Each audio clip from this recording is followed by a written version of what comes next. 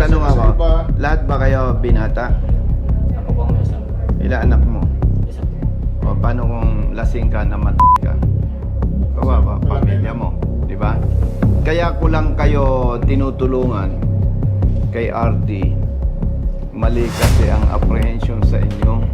Wala pa kayong nakukumit na violation, hinuli na. In-anticipate na gagawin nyo. Mabuti yung malinaw sa inyo. Baka sabihin nyo, malakas kayo sa amin. Hindi, mali ang huli. Pero kung ang ginawa nila, sumimple sa isang lugar at pinabantayan kayo nung lasing na kayo, nagmotorsiklo, hinuli kayo. Disgrasya kayo sa inyo.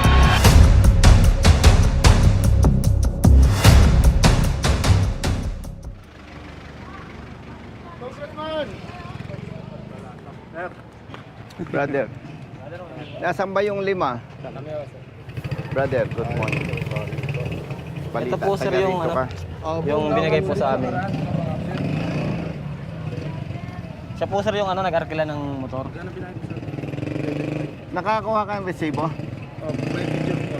Very good. Pero may resibo ka. Pwede ko pong hingin dun sa mismo inano. Sige. Wala kayong pasok ngayon. Nag-live po.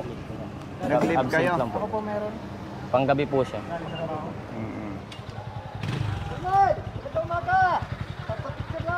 Good morning! Kailan nyo ito natanggap? Nung 14 ng hapon. Good morning. Mm. Yeah. Mamimiss na kayo bukas, idol. Mm. Nakita ko rin kayo ng personal. Thank Salamat you. po. Thank you. 90 days suspended kayo. Alarmado ang motorsiklo. Huwag kayong mag-alala. Kasi hindi kayo pwedeng ma-charge ng kung ano-ano. Driving under the influence of liquor, overspeeding, reckless driving. Ay mismong yung hepe ng Binyan ang nag-post. Nakitang nagiinuman kayo. Nung mahuli kayo, hindi naman kayo nakaupo sa motorsiklo. hindi po, malayo po kami sa motor. Oh, yun. Mga malayo po. Sige. Alik kayo. Partner, Happy New Year. pag sinuswerte nga naman, Siyempre. RD pa ang madadatnan ko. Anong kailangan mo? Gandang umaga ko sir. Anyway, haharapin naman namin ng tama ito Okay. kung anong advice mo. Sa office tayo.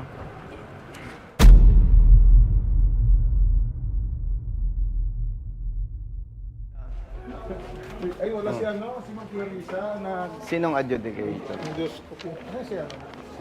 Dito tayo ba? Nako, itong magaling na staff. Riders. Ano nangyari? RD, abalahin kita. Sige. No, Ako lang showcase siyempre. Ito ganito kasimple. Itong mga ito, nagsumbong sa akin. Bicolanos. Yes po. No? Kukwento ko lang muna, mabilisan, for the appreciation of the regional director. Okay? Siya ang ating regional director, Mr. Elmer Desena.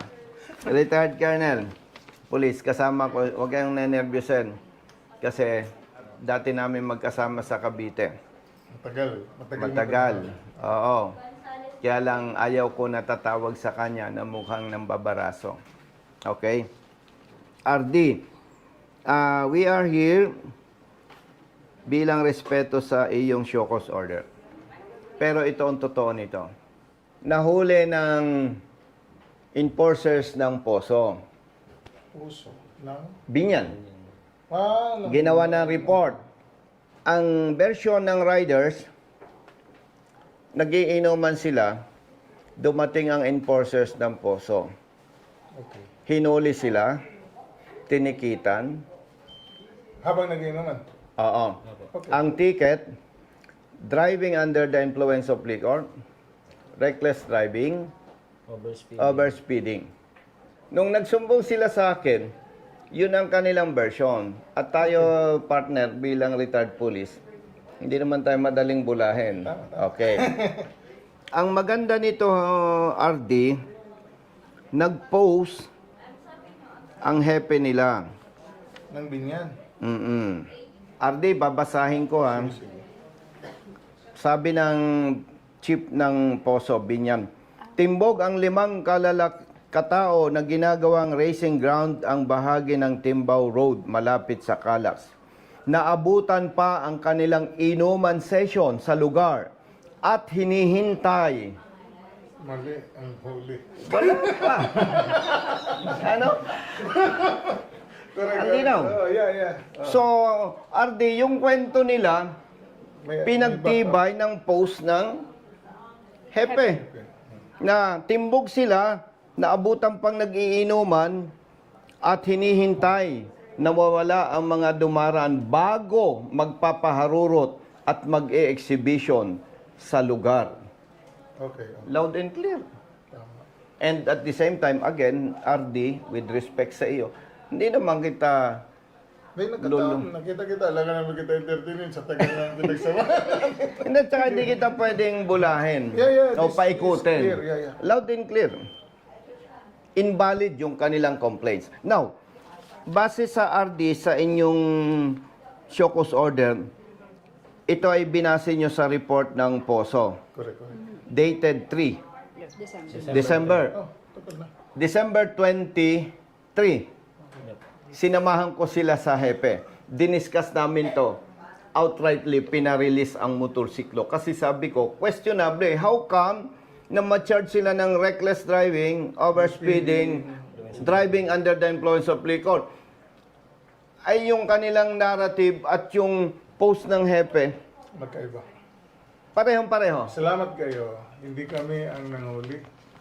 Kasi hihintay namin kayo matapos mag-inuman at aabangan namin kayo. Yon ang mali. Yon ang sinasabi ko doon sa Hepe. Pero alam mo, hindi naman Hindi, ako... pero mali yun na kasi wala kayong choice after inuman, gagamitin yung motor eh. Ah. Ang naging mali Mali lang sa kanila, proseso nila. wala pang premature. violation. Oh, premature yung ginawa nila. Wala pang Ano violation, pa? Inuli na. hinuli na. In-anticipate nila na yun ang gagawin. Oo. What if iniwan ng motor at sumakay sila ng bus? Pwede. Pero alam mo, I understand the situation na. RD, hindi naman ako bias. Yung aligasyon na sila involved sa drug racing. Pero ang usually, ang lumalaro Hindi ko ng sure drug video. racing, Yeah. hindi, usually ang lumalaro sa drug racing, modified ang motor. Kung ano nung Hindi, pinagagawa. nandun. Dami kaming huli. Kahapon kagabi.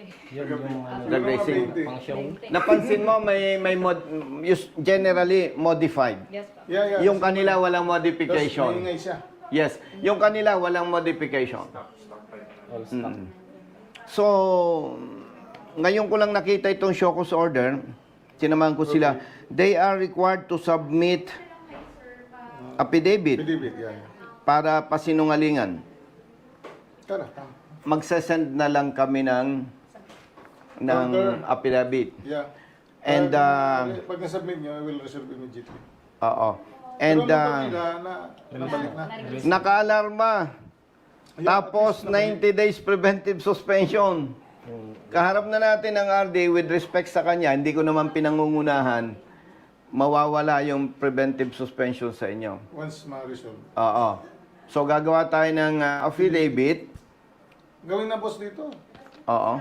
Dito na. Ay, pagawa na lang natin sa lawyer.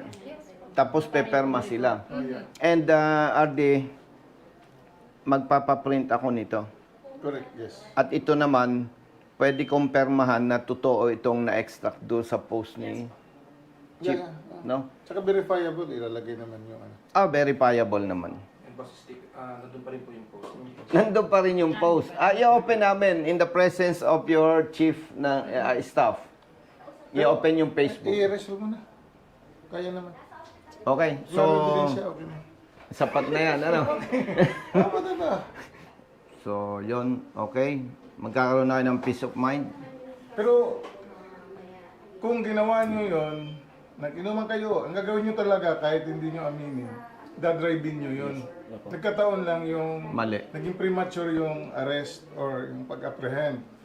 Huwag nyo nang gagawin yun. Malaki ang penalty niyan. Suspend agad kayo sa lisensya. Pag makadisgrasya pa kayo, tanggalan pa kayo pang habang buhay ni Ase. Paglasing. Siya sa ano, sa mga road rage. Hindi. Kasi pag nakainom ka, away, di ba? Pwede. May Makadisgrasya tanong ka ako. sa iba. Lahat ba kayo binata? Ako po ang may asawa. Ilan anak mo? Isa po. O paano kung lasing ka na ka? Kawawa, pamilya mo. Di ba? Kaya ko lang kayo tinutulungan kay RD. Mali kasi ang apprehension sa inyo. Wala pa kayong nakukumit na violation, hinuli na. In-anticipate na gagawin nyo, pero Mabuti yung malinaw sa inyo. Baka sabihin nyo, malakas kayo sa amin. Hindi. Mali ang huli. Pero kung ang ginawa nila, sumimpli sa isang lugar at binabantayan kayo, nung lasing na kayo, nagmotorsiklo, hinuli kayo. ayun. Disgrasya kayo sa LTO.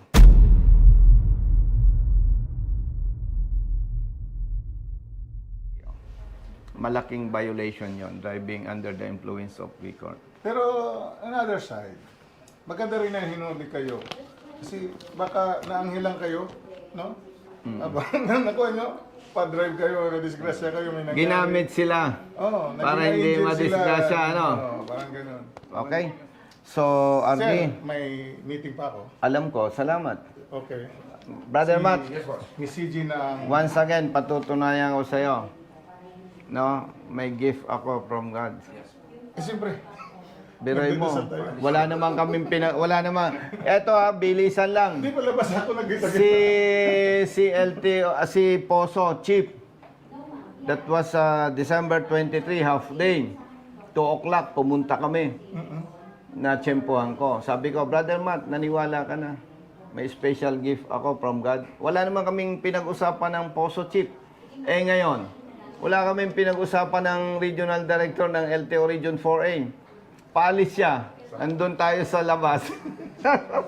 Thank you. Okay, binigyan. Oh, ha? Buti buhay pa kayo. Ardi, sila na bala. Si Miss CG Basta na- panatag na to. Opo. Dito lang niya gagawin yan, sir. Oh, Okay. bilis lang. Thank you. Sige, boss. Thank you. Okay. Thank you po, thank you po. Oh. Oh, ali kayo. Iiwanan ko pa sila o uwi na kayo? Kayo nang balang mag-resolve. Kukunin ko Ihintay na lang namin. Yes, sir. No. Dala niya yung lisensya niyo. Apo. Kompleto po. Xerox kayo for reference Apo, with signature. with signature para may basis sila na talagang nag-appear kayo sa office. Ebidensya. Hindi yung kwento lang.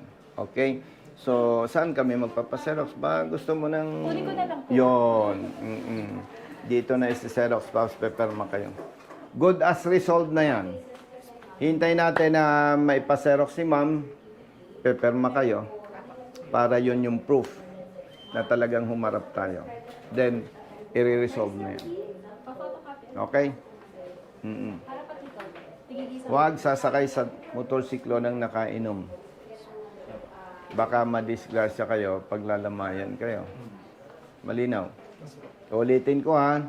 Kaya nandito tayo ngayon, ang Binyan Poso Enforcement Unit nagsumbong, nag-report sa LTO. Sila may jurisdiction sa inyo. Dahil may nagsumbong eh. Okay?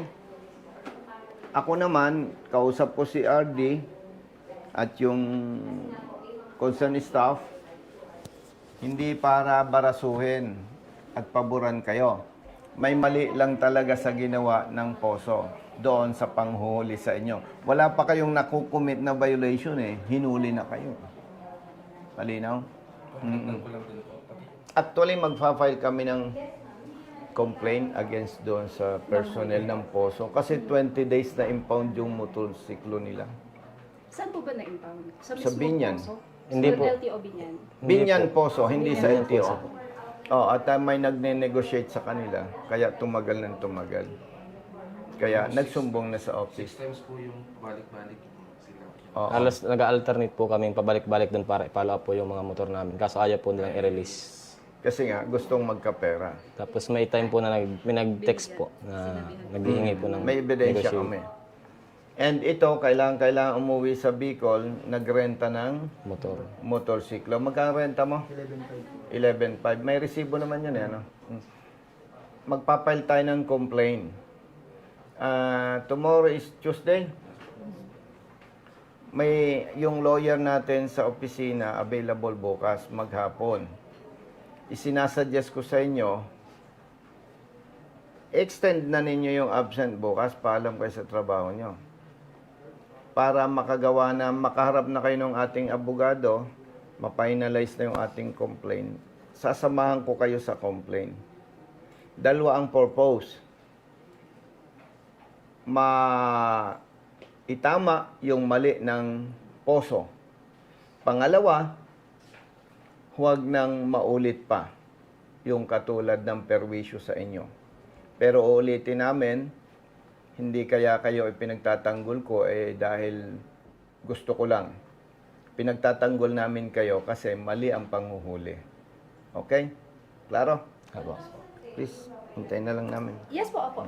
Okay na. Okay, hintayin natin. Thank you po, ma'am. Papipirmahin ko na lang po kayo. Sige po, ma'am. Hintayin natin sa labas. Ma'am, maghintay kami sa labas para prepare. Thank you, thank you. Sir. Announcement, may bayad ang picture. Aray ko.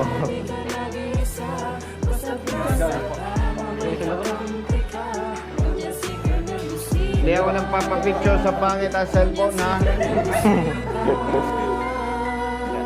Bilat sa init, minsa'y basa din ng ulan. Pawis na gumuguhit sa mismo ring katawan. Kadalasang sumisingit, pagod nararamdaman. Ngunit diretso sa pagpihit, kumalaman ng tiyan. Bawat daan ng masikip, pinipilit malusutan. Marating Thank you. yan ang lugar Thank you, kuya. na dapat kong puntahan. Maihatid ng pagkain, serbisyong nakalaan. Para sa Thank you. mga taong kailangan kong pagsilbihan. Napili kong hanap buhay, makipagsapalaran. Ang damag man sa daan, kuya't man ay tatatagan. Okay. Para sa pamilya ko, na Okay, lagi Ryder. nakaabang. Handa akong gawin lahat, mabuhay lang ng marangal. Kahit pa may Namuro. sandaling, tila ba natatapakan ng karapatan sa Raimundo. pili. Namuro. Sana'y nararanasan, di para Raimundo. sa pagtingin ng ilang nanunungkulan Dimesa. mga taong Dimesa. akusado sa kimsa kapangyarihan. Batalyon. Sanyel. Permahan nyo, 2, 3, 5. Tatlong perma. Sige. So, after nyan, pwede na kaming umalis. I-verify natin later, sir. Hihintay na lang namin yung lifting ng suspension. Na-receive niyo po ba sa portal yung alarm? Hindi, na-receive nila ng soft copy. Hindi po kami nagbukas ng portal. Pero nung na-receive po namin yung papel po, doon na po namin nalaman yung ano. Kasi Anyway, naka-indicate naman po. Anyway, kaharap naman natin si RD and si Ma'am. Wala na kayong alalahanin. Hihintay na lang natin yung lifting ng alarm and suspension. Okay? Sasaglit tayo sa legal office. Hihingi tayo ng kopya ng report ng POSO. Yun naman ay public document. Sila yun directly involved. Hihingi kami ng kopya kasi mag-a-attach kami doon sa complaint nung report na absent sila trabaho, stress, abala dahil doon sa mali nilang trabaho. Sige. Didiretso kami doon o sasabihin mo? Samahan ko na lang po. Please. Sige po. Okay, please.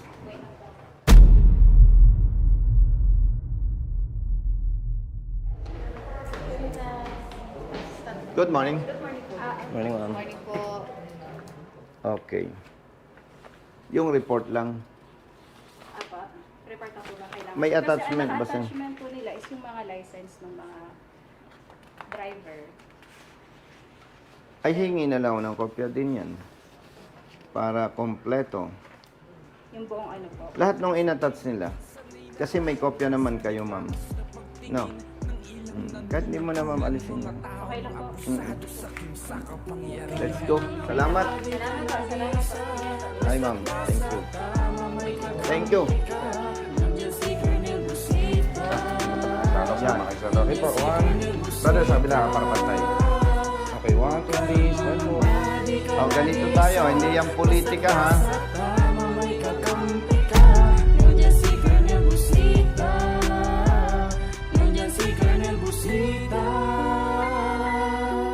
May pagkakataon din na na katwiran ay naiisang tabi. Mga dapat ay napapalitan ng mga mali. Dulot ay kalituhan kaya't laging nauuwi sa pagpataw ng multa na may akamang halaga. Kakarampot lang ang kita, aagawin pa nila. Perang dapat sa pagkain ng pamilya at iba pa sanang gastusin sa tahanan. Minsa'y walang wala pa ngayon. Alam ko na